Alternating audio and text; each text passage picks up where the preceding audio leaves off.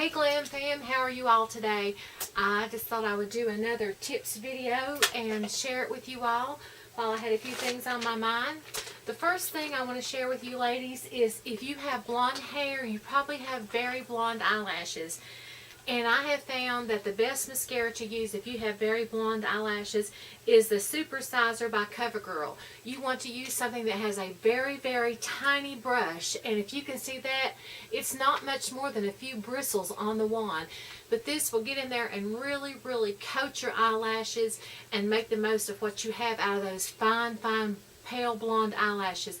That will really, really give you the most out of your mascara when you use a fine brush. Something also is the Ulta Beauty Amped Lashes. It has a brush that has a really fine together bristles, and that's what you want to use, is something that has a lot of bristles packed very tightly together. That is your best option when you have blonde eyelashes, because you want to get the most out of your mascara.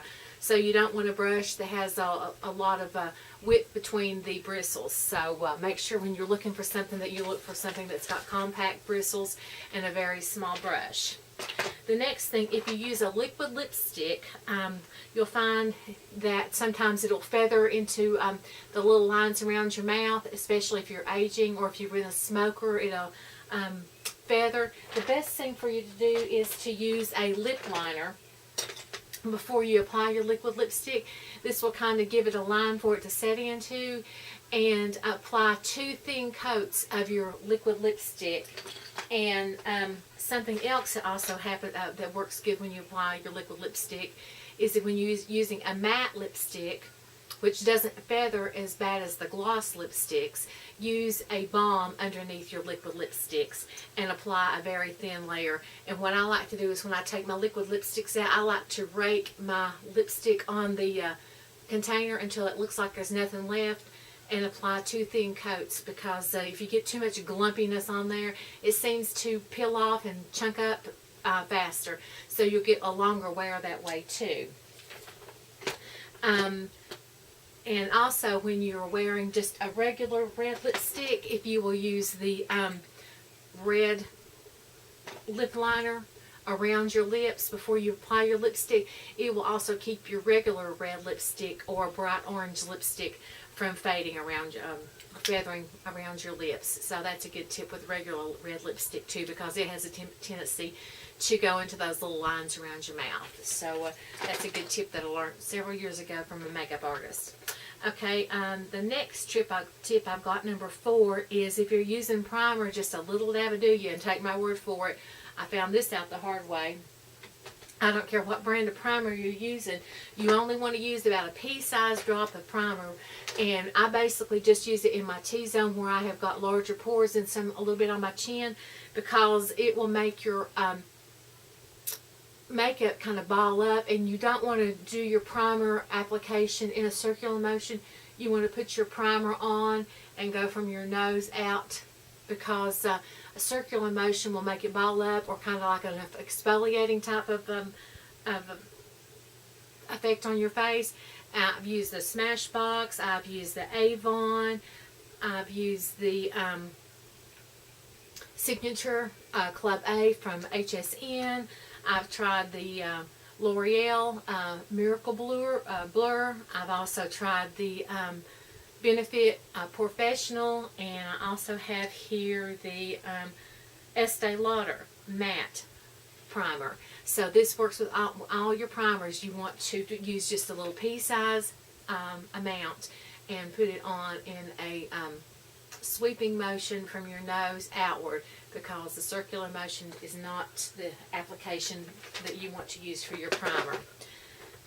Tip number 5, if you have eyeliners or eyeshadow pencils or lip pencils that are really, really soft and you need to sharpen them, the best thing to do is put these in your refrigerator for about an hour before you're going to sharpen them. It will firm the pencil up, and it makes them easier to sharpen, and you waste less product because it will sharpen much better. Tip number 6, Matte polishes are all the rage, so get to cooking, girls. Go in your kitchen, cook up some soup, cook up some pasta, whatever you like to cook, and put your fingernails over the boiling water for about 3 seconds, and it will turn, freshly painted fingernails, and it will turn your fingernails into a matte. I personally don't like the matte look, but I know all the young girls are into the matte nail polishes, and I know you don't want to take all of your matte or all your nail polishes and get rid of them, so that's a good way to turn all of your nail polishes into mattes. Is just 3 seconds over that steam, and they will turn into matte. But what you want to do is make sure you put 2 thin coats of nail polish on right before you've done that, and you've got matte nails. Plus you've got dinner. What more can your husband want? Don't answer that. I don't want to hear it.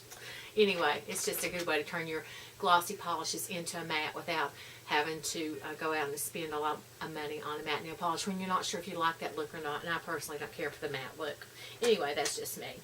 Okay, you spend a lot of money on all your moisturizers and stuff, and a lot of times you don't try samples. You just go out and you spend a lot of money on these. And what if you get it home and you decide it's too thick for your face?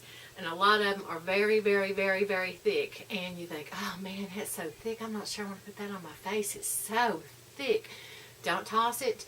Use it for your elbows or your feet. That way you've not wasted your product and you've got some use out of it. And that thick, hydrating cream will be really good on those rough elbows and those hard, crusty feet.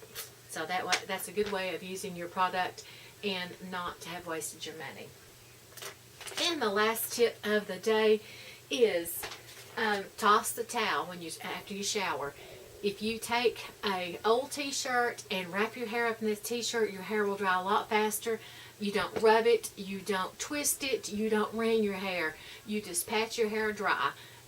You will find out you have less breakage that way, and your hair will dry faster. So I hope these tips help you. If you have any tips of your own, be sure to post them down below. If you like my videos, please click like. If you like my channel, please subscribe. And be sure to click the little bell so you get notified every time I upload a video. And be sure to tell someone that you love them, because you never know when it's going to be the last opportunity you have to share the love. Until the next time, I just want to tell you how much I love you and thank you for supporting my channel. Be sure to check out my giveaway that I'm having. And be sure to tell your friends about it, because if they subscribe to my channel and they say that so-and-so sent me here, I will give you an extra entry. So until the next time, this is Gina out. And you know how I hate to have to get up and turn this camera off. So I like to leave you with a little something. And today it's my pretty fan that I use, that my friend Yvonne gave me to use to fan myself when I am drying my setting spray. So you might want to get you a fan when you dry your setting spray. This is another tip.